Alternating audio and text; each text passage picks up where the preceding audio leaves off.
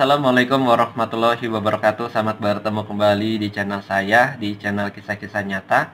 Nah, semoga untuk teman-teman semua untuk kabarnya baik-baik saja. Nah, teman-teman, saat ini saya berbagi cerita tentang kisah nyata.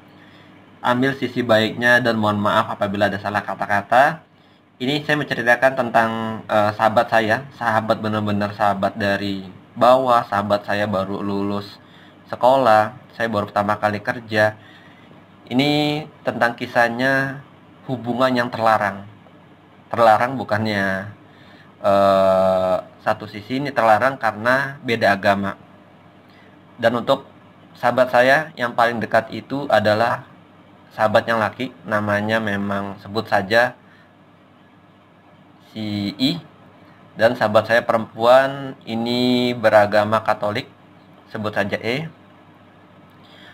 Jadi kita bersahabat bertiga tuh sudah cukup lama, bertahun-tahun kita dari susah, dari yang benar-benar saling bantu-membantu.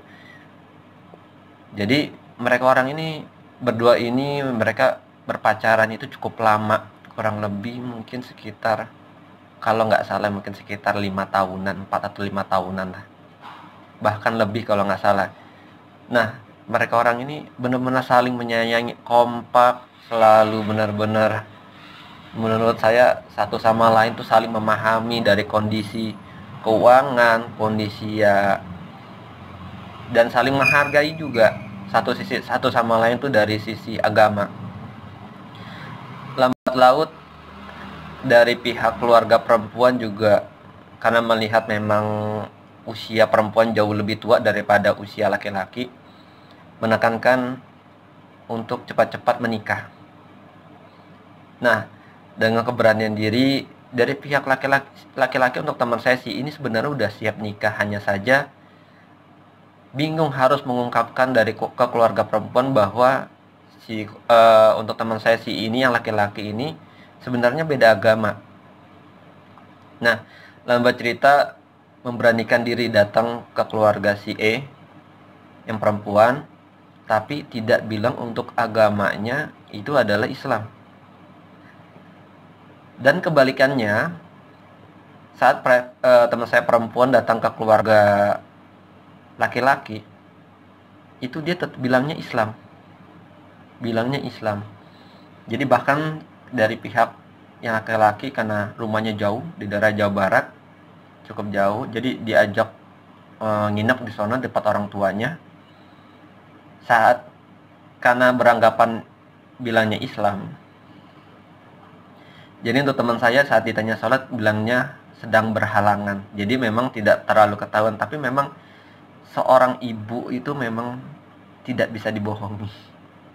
Perasaannya kuat banget seorang ibu, baik dari keluarga laki-laki ataupun keluarga perempuan. Lambat laut mulai curiga.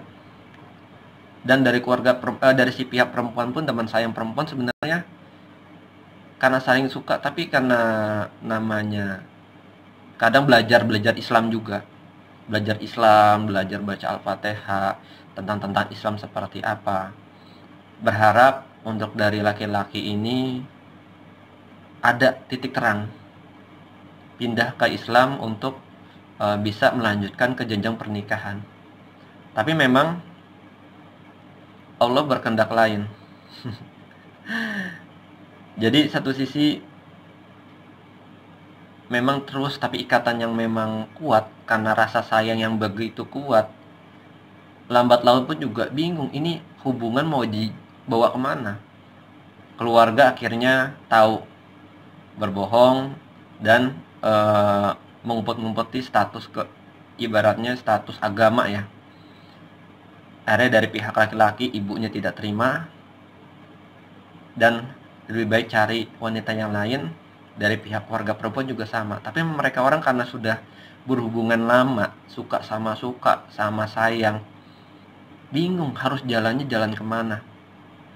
Nah teman-teman, disinilah ini apa yang titik yang benar-benar terpenting bagi kita ya, bagi teman-teman semua.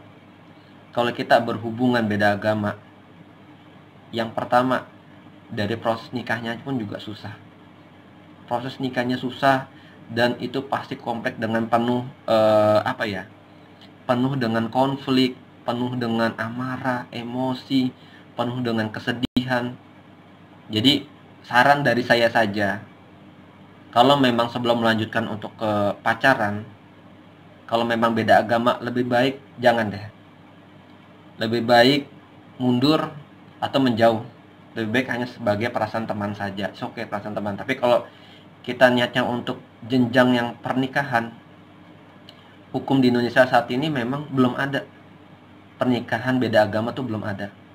Jadi teman saya ini sampai mau kabur dua-duanya.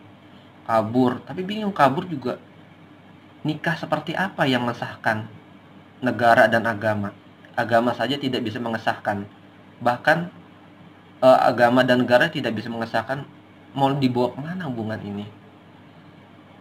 Mau pisah juga memang rasanya berat sekali, karena memang tidak ada orang ketiga, karena tidak ada masalah apapun, karena memang merasa saling sayang. Pada akhirnya berat lah.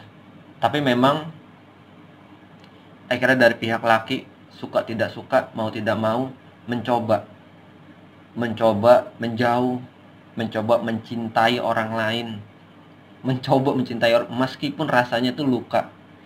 Mencintai orang lain dengan perasaan yang penuh luka, perasaan yang benar-benar yang sedih.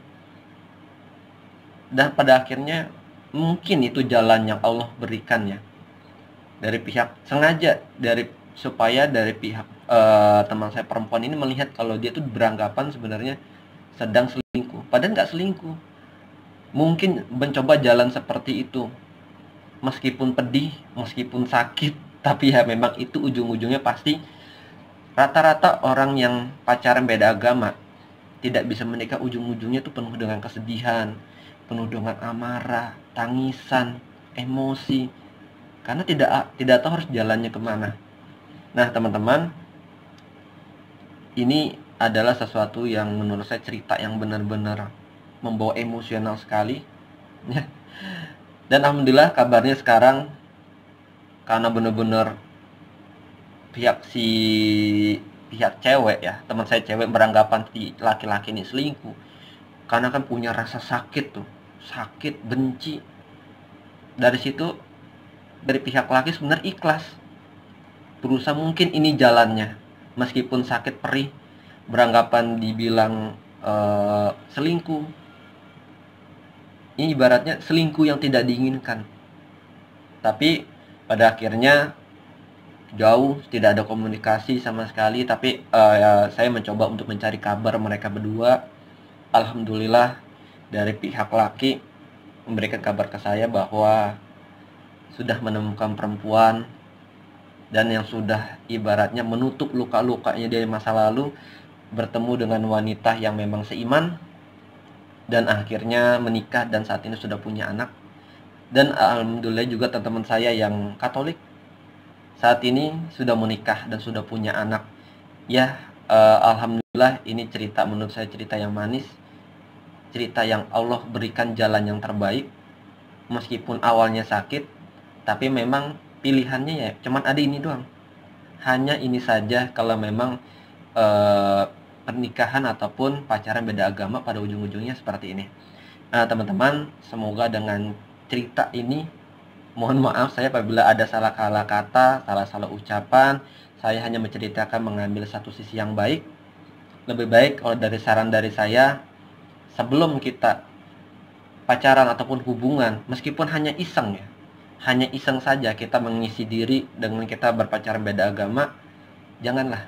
Lebih baik mundurlah daripada saling menyakiti, menghadapi nanti konflik yang begitu besar. Dari pesan dari saya, tetap saling, ibaratnya kita berteman dengan siapa saja pun meskipun beda agama, tapi kalau untuk berhubungan pacaran ataupun nikah lebih baik jangan, karena untuk saat ini di hukum Indonesia belum tersedia atau belum ada. Ya teman-teman, semoga untuk ceritanya bermanfaat. Sampai bertemu kembali. Assalamualaikum warahmatullahi wabarakatuh.